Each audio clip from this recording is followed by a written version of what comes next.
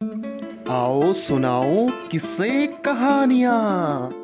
पति की मृत्यु के बाद करुणा अपने बेटे सूरज को पढ़ा लिखाकर बड़ा आदमी बनाना चाहती थी।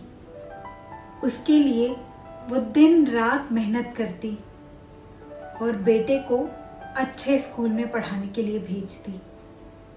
बेटा भी खूब मेहनत करता, लेकिन वो जिस स्कूल में पढ़ रहा था उस स्कूल में अमीर परिवारों के बच्चे आते थे और उनके साथ सूरज घुल मिल नहीं पा रहा था। उसे बड़ा बुरा लगता था कि वो गरीब परिवार से आता है। तो सूरज ने इसका एक उपाय सोचा। उसने झूठ कहना शुरू कर दिया। उसने अपनी माँ से कहा कि माँ, अब तुम मेरे स्कूल कभी मत आया करो, मैं खुद ही चला जाया करूंगा। और सूरज ने अपने सहपाठियों से झूठ बोला कि वो भी एक अमीर परिवार का लड़का है। सारे लोगों ने उसकी बात पर यकीन कर लिया। अब उन्हीं की तरह सारे महंगे शौक उसने पाल लिए। वो पैसे खर्च करने लगा। माँ बड़ी परेशान होती। आए दिन वो इतने पैसे कहाँ से लाती। जैसे तैसे उसकी माँ ने उसकी सारी जरूरतों को पूरा किया और अब सूरज बड़ा हो गया था। उसे आगे की पढ़ाई करने के लिए गांव से बाहर शहर के कॉलेज में जाना था। उसके लिए माँ ने पहले से ही पैसे जोड़ रखे थे और सूरज अब बड़े कॉलेज में जाने लगा, पढ़ने लिखने लगा। सूरज पढ़ाई में कभी भी पीछे नहीं रहा। वह हमेशा ही अव्वल आता रहा। वो ये समझता था कि सिर्फ पढ़ाई ही उसे उस ऊंचाई तक पहुंचा सकती है जहां वो पहुंचना चाहता है। अब सूरज ने अपनी माँ के पास गांव जाना बिल्कुल ही छोड़ दिया। कॉलेज पास करके अब वो एक बड़ा आदमी बन गया था। उसकी अच्छी नौकरी लग गई थी। अब वो अपनी गरीब माँ के पास वापस नहीं जाना चाहता था। यहाँ पर वो सबके सामने दिखावा करता कि वो एक अमीर परिवार से है और उसके पास बहुत पैसा है, स्टेटस है। उधर करुणा अपने बेटे सूरज का इंतजार कर रही थी। वो उससे वादा करके गया था कि शहर में जब वो अपना खुद का मकान ले लेगा तो उसे लेने जरूर आएगा।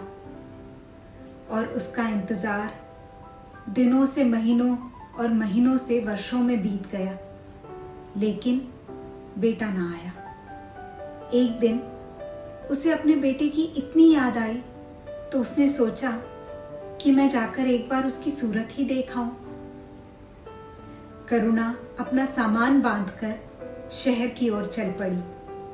जो पता उसे सूरज ने दिया था उस पते पर पहुंचकर उसने वॉचमैन से कहा कि मुझे सूरज से मिलना है, मैं उसकी माँ हूँ। वॉचमैन ने ऊपर से नीचे तक करुणा को देखा। उसे यकीन नहीं हुआ कि ये सूरज साहब की माँ हो सकती है। फिर भी वो सूरज के फ्लैट पर गया और घंटी बजाकर उससे कहा, नीचे एक औरत आई है, फटेहाल भिखारिन जैसी, और वो अपने आप को आपकी माँ बताती है। सूरज को बड़ी शर्म आई और उसने करुणा को अपनी माँ मानने से इनकार कर दिया। उसने कहा, वो मेरी माँ नहीं है। तो वॉचमैन ने करुणा को निकालकर बाहर कर दिया। उधर वॉचमैन के चले जाने के बाद सूरज की पत्नी ने पूछा, क्या हुआ? वॉचमैन क्या कह रहा था? किसकी माँ आई है? सूरज ने कहा, नहीं कोई नहीं, कुछ गलतफहमी है। तुम जल्दी से तैयार हो जाओ, बाजार जाना है। पत्नी तैयार होकर आ गई और दोनों पति पत्नी बाजार के लिए निकल गए गाड़ी में बैठकर। उनकी गाड़ी रास्ते में एक जगह रुक गई जहां पे रोड ब्लॉक था। कोई एक्सीडेंट हुआ था। दोनों पति पत्नी गाड़ी से उतरे और एक्सीडेंट की जगह पर जाकर देखा। सूरज अपनी माँ को देखकर वहां बैठकर रोने लगा फूट फूट कर। पत्नी ने उसकी तरफ देखा।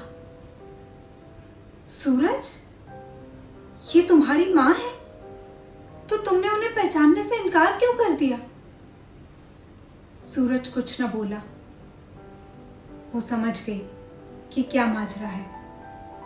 उसने सूरज से कहा, अगर तुम अपनी माँ को पहचानने से इनकार ना करते तो शायद आज उनका ये एक्सीडेंट ना हुआ होता। सूरज को अपने किए पर बहुत पश्चाताप हो रहा था, लेकिन अब वो कुछ नहीं कर सकता था।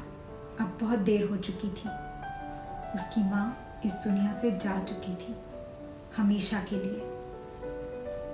दोस्तों, हमें कमेंट करके बताइए कि आप अपनी माँ से कितना प्यार करते हैं।